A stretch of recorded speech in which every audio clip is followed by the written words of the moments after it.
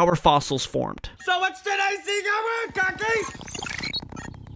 Today's secret word is... Millions of years! You all remember what to do whenever anyone says Says the secret word, right? Right!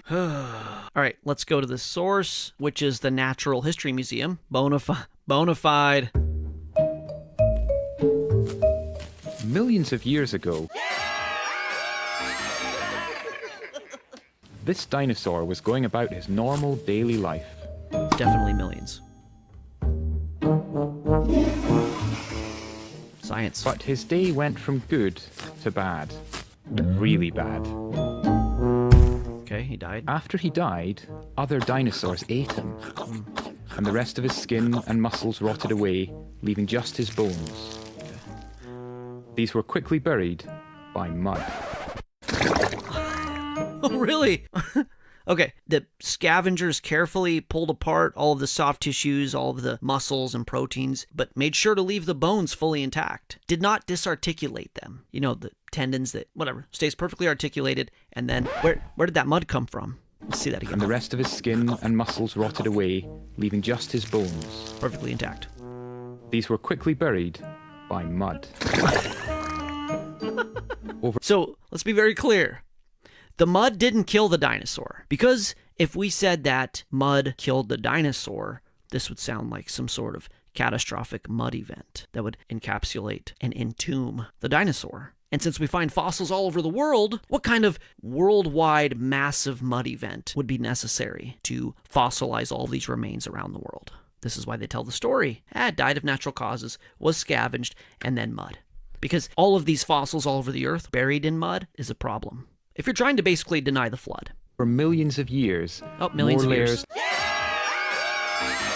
landed on top, sand and even volcanic ash. See?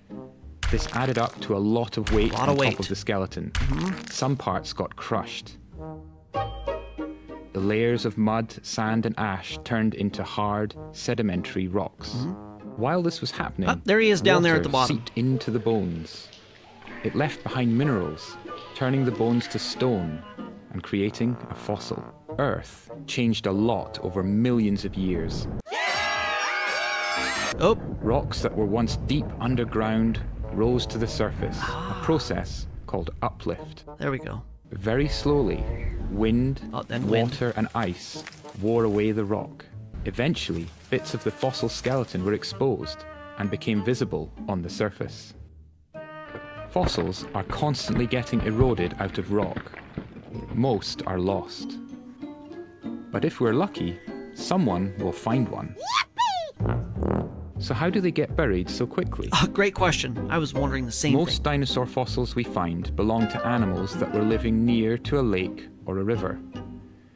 They died, and a short while later the area flooded, covering the remains in mud and silt. There you go. All of the fossils that we find were animals that died of natural causes or whatever near a river. And then that river flooded and covered them in mud. Is this explanation easier than the one that I have? A global flood event that entombed all of these things less than 10,000 years ago? If you're interested in less commitments, less mechanisms, you go with the one that invokes less miracles, basically. Occam's razor is pretty much always right. Continue. Occasionally, something more dramatic happened.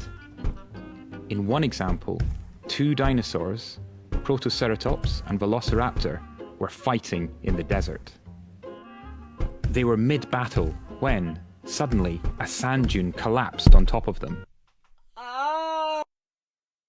A sand dune collapsed on them. See, because you have to explain how the fossils happened without a rapid mud event. Because the thing is, animals know when there's natural disasters coming and they get away from it. You're not going to have a dinosaur munching by the river and here comes the flood. And they're like, this too shall pass. Just going to weather this storm. No, they book, bail. This is why they say they die and then they're covered. Because animals would flee danger. It's in their programming. It's in their instinct. Maybe that's the end of their crazy stories.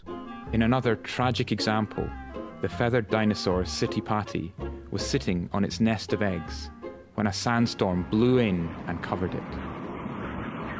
Right. This is really sandy and windy. I'm going to just sit this one out. I'm going to city potty this one out. It's getting deeper.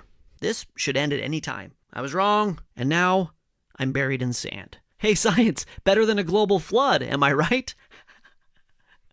Yeah, bona fide. Continue. Fossils like this, from animals that were alive when they were buried, are really rare. They're not rare. We have fossils of fish giving birth. There's this mysterious phenomenon called the dinosaur death pose, with dinosaurs with an arched back trying to get their last gasp of air. They're not rare. You just say whatever you want to. Natural History Museum. We don't like them because the idea of rapid catastrophic burial sounds problematic. Sounds too much like the Bible. Whatever. Sand dunes collapsing, rivers.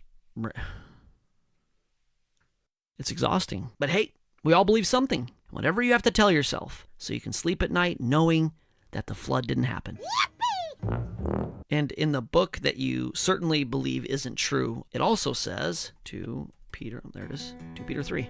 Above all, you must understand that in the last days, scoffers will come scoffing and following their own evil desires. But they deliberately forget that long ago, by God's word, the heavens came into being, and the earth was formed out of water and by water. By these waters also, the world of that time was deluged and destroyed. This sounds a lot more like deliberately forgetting than science. The book was right.